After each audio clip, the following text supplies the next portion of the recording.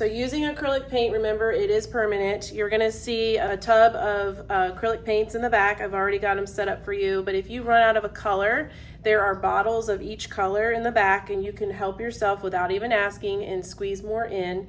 I don't fill them up to the very, very top because then it'll get all over the lid, and the lid is not a paint palette. Please do not mix on the lid because it'll go right back on top and then it'll mix up all my paints. If you want to mix paints, do not mix paints in this palette. There are paint palettes. We're just going to use magazines this year. Just rip out a magazine page. I like to fold it in half. Magazines have like a waterproof slick feel to them. That makes it easy for mixing paint. So let's talk about what we're doing today. Your brushes are probably wet to start, which is fine, but the first one is dry brush. So here's what you're going to do. If your brush is wet, then just dry it off, and basically you need to see what it looks like to use just plain dry brush with paint. Any color you want, just get a little bit, we're not scooping, just dip a little bit and clean some of it off so you can see the texture of dry brush. Some people, it might make them feel weird because it's a weird texture like chalk on a chalkboard. But that is the technique that I want you to kind of experiment with today to kind of see. That might be something you want to try in the future. This is all about techniques. So dry brush, you may or may not like it, but there's one to try out. Blending with water is the opposite. I want you to blend two colors. Red, so you're just gonna paint one color. We're not doing the water yet. My brush is a little wet, that's fine, no biggie. So I'm gonna do red, and then I'm gonna clean my brush, pushing on the bottom of the cup, and then I'm gonna dry it off for this one. And then yellow, and I want it to mix in the middle.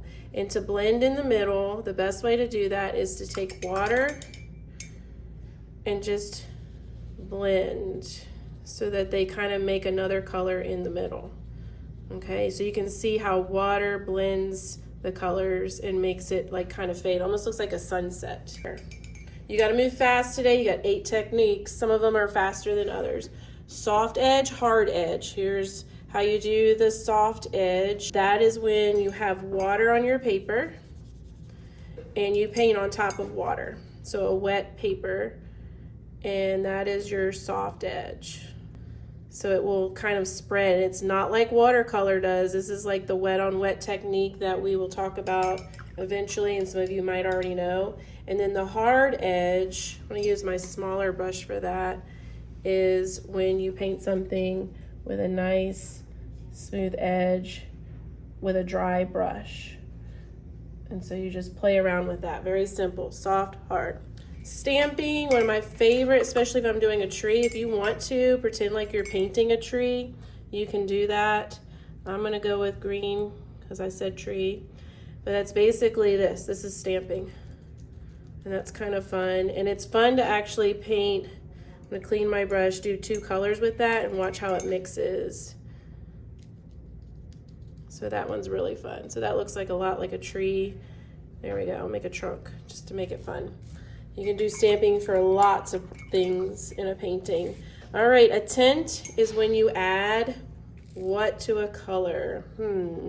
White. I scooped up some white first, put it on my palette, and then pick a color.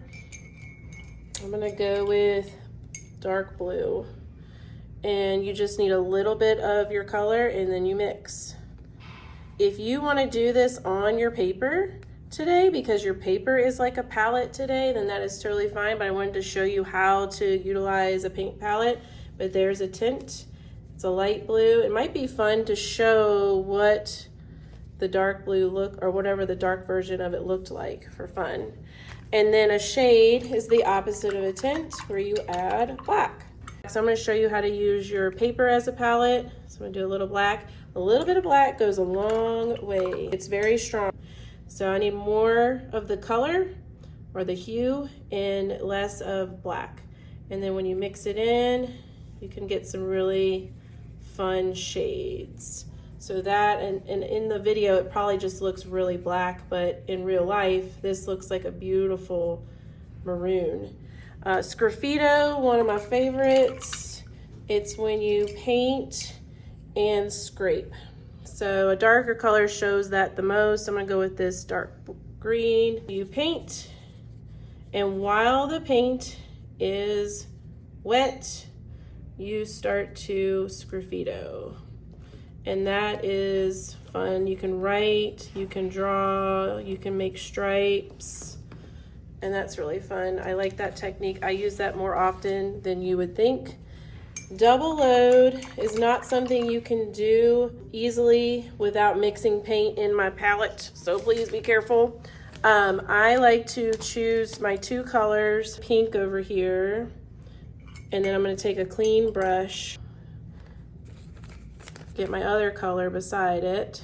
And if you have a clean brush, you can paint with two colors on your brush. That's why it's called a double load.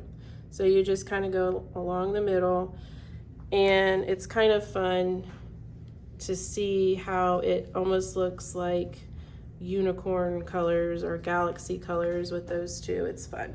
So these are the techniques you're going to play around with today. It's all about experimentation. It's all about fun. If you don't get to all of them, that's fine. I want you to just see how this paint works.